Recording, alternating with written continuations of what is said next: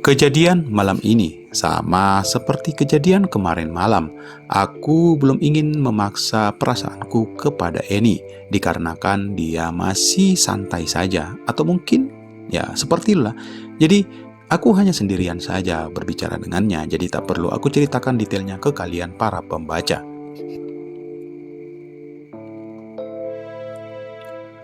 Aku ingin acara tersebut Eni sadar atau memberikan hatinya kepadaku dengan sesadar-sadarnya. Setelahnya, dalam kondisi seperti ini, aku mulai memejamkan mata.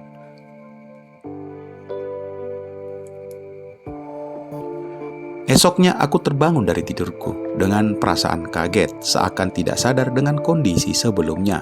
Aku merasa kaget karena terbangun sendirian dan mendapati aku masih sama seperti semalam. Tapi kini aku berselimut, aku mencoba mengingat-ingat apa yang telah terjadi. Perlahan aku mulai ingat bahwa semalam aku sedang berminum dan berbincang dengan Eni. Aku melihat sekeliling, tak ada orang di kamarku selain diriku. Kulihat jam sudah pukul 8 pagi. Hari itu hari Sabtu, sehingga aku tidak bekerja. Kemudian aku melihat semua pakaianku yang kupakai semalam sudah terlipat rapi di pinggir tempat tidurku. Pasti Eni yang melipatnya. Dalam hatiku, aku berpikir sejenak, menghilangkan keraguanku untuk bangun.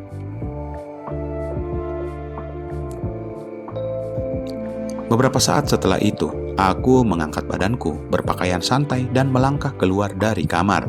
Aku melihat sekeliling rumah, tetapi tak kulihat satu orang pun di sana. Kulihat di meja makan, ada satu gelas teh dan roti bakar yang sudah disiapkan. Pasti ini disiapkan oleh Eni, dalam hatiku berbicara.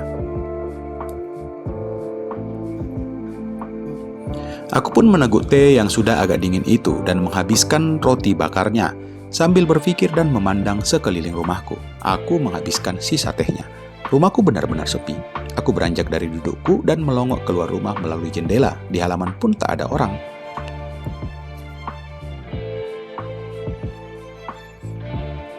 Aku juga tidak melihat mobilku di garasi rumahku. Semua sedang pergi kemana ini ya? Tanyaku dalam hati. Kemudian aku memutuskan untuk menyegarkan badanku. Kulangkahkan kakiku ke kamar mandi dan selanjutnya mandi dengan air hangat.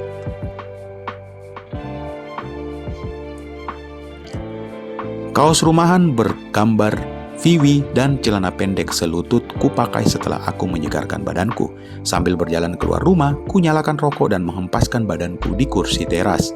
Mencoba mengingat kembali apa saja yang tadi malam terjadi.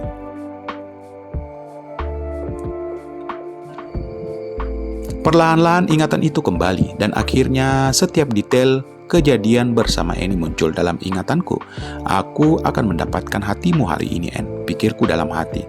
Aku meyakini kalau aku pasti bisa mendapatkannya hari ini. Karena buktinya, sudah 3 kali aku mengajaknya ngobrol, baik di sofa, di dalam dan terakhir semalam.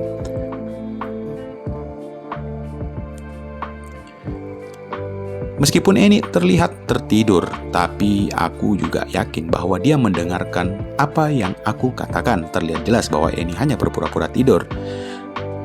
Bukti lainnya, tak ada tanda keberatan ataupun protes kepada siapapun tentang hal itu. Bahkan tadi pagi, Eni sampai melipatkan semua bajuku.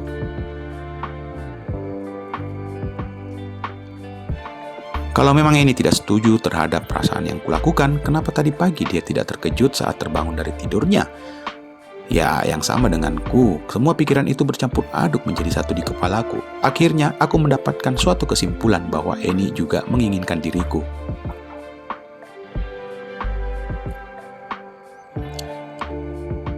Ya, dia pasti mempunyai keinginan untuk berhubungan dengan majikannya sendiri yang kemungkinan selama ini dia idolakan juga.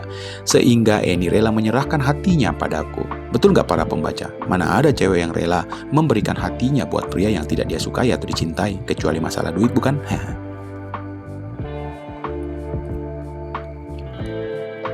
1 jam lamanya aku berpikir dan menganalisa, tiba-tiba rasa kantuk menghampiriku dan aku memutuskan untuk kembali ke kamar dan tidur. Untuk merebahkan diriku di tempat tidur, terbangun pukul 11 siang, rasa penasaranku timbul. Aku bangkit dari ranjang dan keluar kamarku. Masih terlihat sepi rumahku. Akan tetapi, sewaktu pandanganku melewati kamar Pak Atta, aku melihat Eni sedang duduk melantai sambil menyetrika baju di situ. Eni dalam hatiku.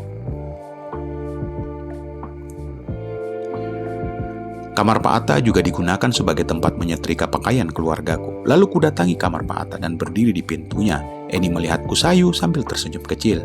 Aku pun membalas senyumannya. Pada kemana semua orang, En? Tanyaku pelan. Pak Atta nganter Diana ke rumah Tante Dea, jawab Eni. Maksudnya ke rumah adik sepupu istriku yang memang tak jauh rumahnya dari rumah kami. Loh, kamu gak ikut? Tanyaku. Enggak Pak, jawabnya singkat sambil terus menyetrika baju. Terus tadi pagi kok nggak ada semua, kamu kemana? Tadi pagi ini belanja sebentar ke depan Pak, jawabnya lagi. Terjawab sudah rasa penasaranku tadi.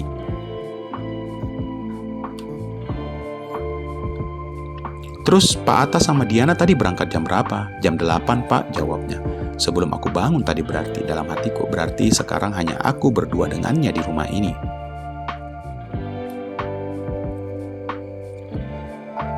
Biasanya Diana kalau ke rumah Dea memang agak lama, karena biasanya bermain dengan anaknya Rizka. Ini adalah waktu yang tepat dalam hatiku.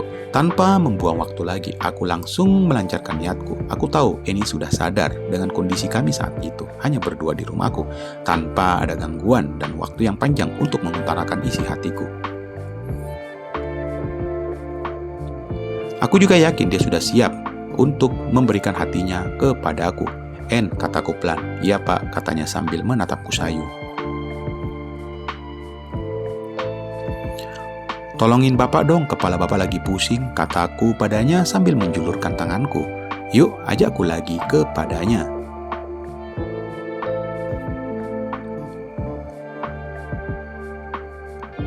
Eni melihatku sayu tanpa berkata-kata dan kemudian perlahan pandangannya turun ke setrikaan, mematikannya dan mencabut listriknya. Dengan perlahan Eni kemudian beranjak dari duduknya dan ragu meraih tanganku.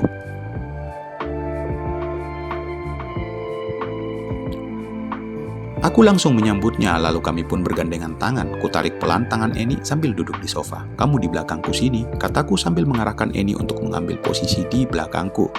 Eni menurutiku dan kemudian mengambil posisi di belakang.